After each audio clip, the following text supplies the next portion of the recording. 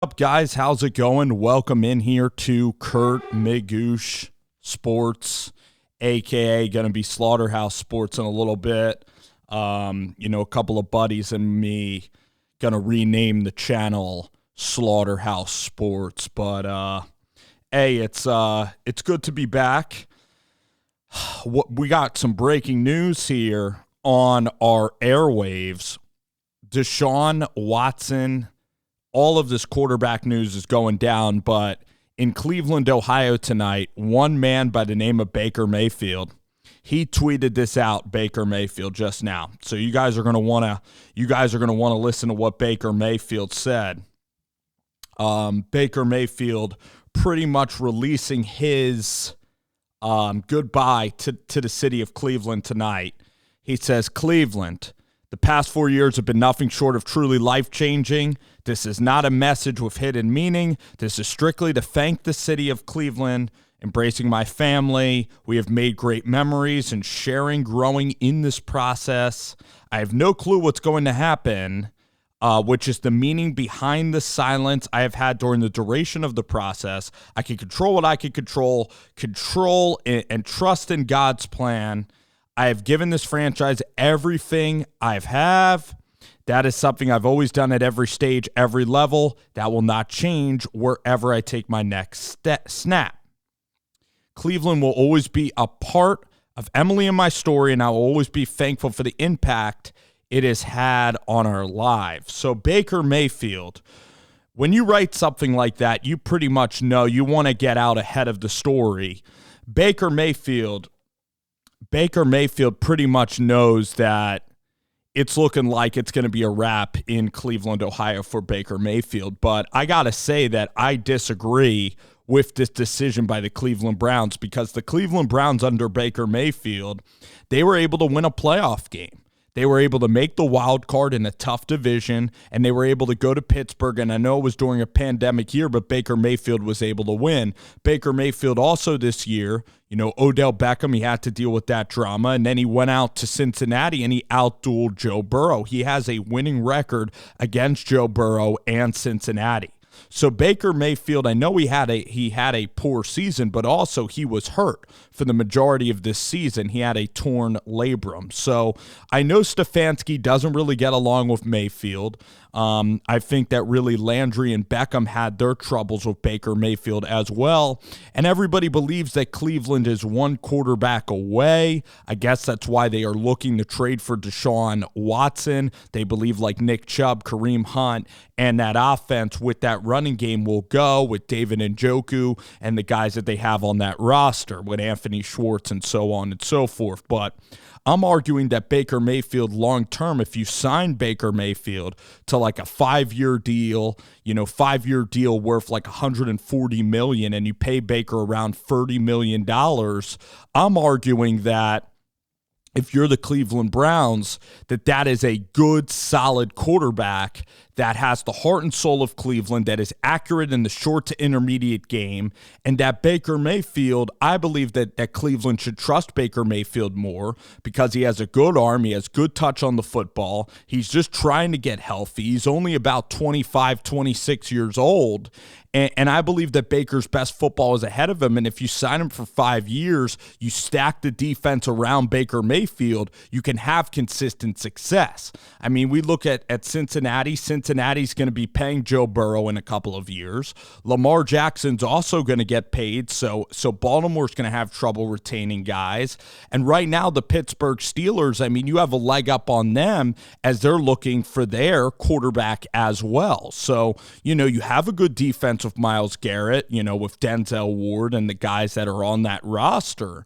And I believe that in Cleveland, you had a guy that embraced the city. You had a guy in Mayfield that loved being in Cleveland. You had a guy that was a successful quarterback and a guy that was making you relevant. I mean, last year in Green Bay, Baker Mayfield, I know he threw those interceptions, but he was also one drive away from winning that game. Baker Mayfield, you're a competitive quarterback.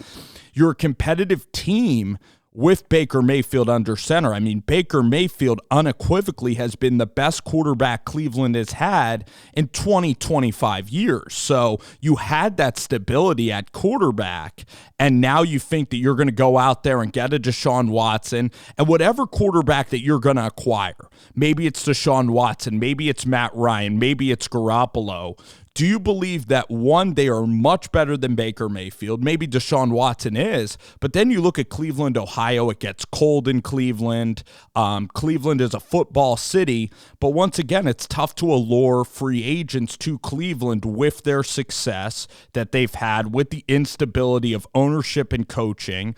So it's going to be hard for you to have a long-term option at quarterback if you are Cleveland. Now, what is Cleveland going to get for Baker Mayfield? Because Baker Mayfield has been hurt.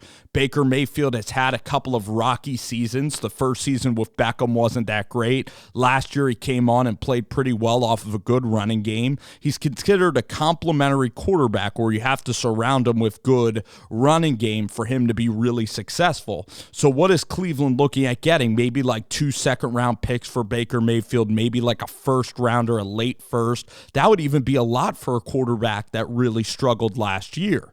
And Cleveland knows, or the team that's trading for Mayfield knows, that Cleveland does not believe in Baker Mayfield. All right. So if Cleveland believed in Mayfield, then this could have been, you could have gotten more in this process.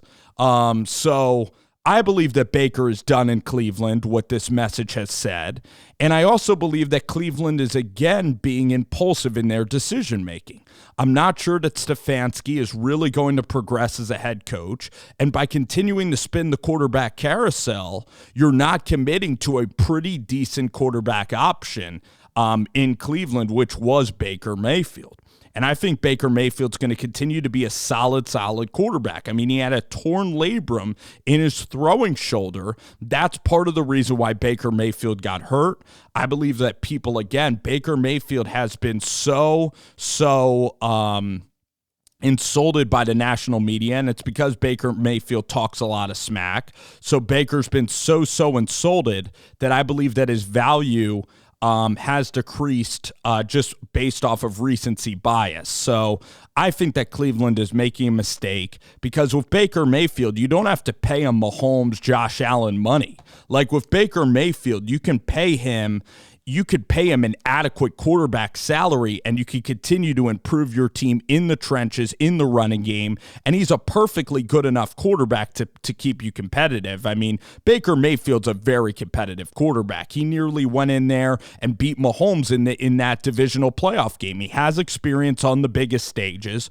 Baker Mayfield is a really solid quarterback, and it's not like, I mean, we have to see what's going to happen. Maybe the Cleveland Browns draft Malik Willis and he's awesome in the draft process, but you have a quarterback in Baker Mayfield, and I just don't always know that the grass is greener on the other side. And I still like Baker Mayfield a lot. He's a competitor. He makes tight window throws. You know, the guy does take risks on the field. The guy is ultra competitive. He's a really good leader. And I think that Baker Mayfield could be really accurate. You know, he came from Lincoln Riley. He's a great play action passer. You know, when he's healthy, you look at Baker Mayfield and the connections he was making. He was throwing the ball during his rookie year a good 60, 65 yards in the air. I mean, the guy has arm talent. The guy is tall enough to play. He's durable enough to play in the NFL. So, you know, I look at Cleveland, and a lot of people think Baker Mayfield's not good. Baker Mayfield stinks. And I want Baker Mayfield to, again, get a starting job in the NFL. And I want him to really have a bounce-back year wherever he goes. And I believe that Cleveland is really impulsive. They're not looking at the long game in this process. They could have signed Mayfield to an extension, and by doing that, they could have had money to spend on other parts of the team, and they could have been a really competitive, solid team with Baker for years and years to come. You know, I thought that Cleveland, Cleveland could have been very competitive in the AFC North. You sign Mayfield to about $30 million a year. You know, quarterbacks are now going to get paid about $50 million. You have $20 million each year to spend on other parts of your team.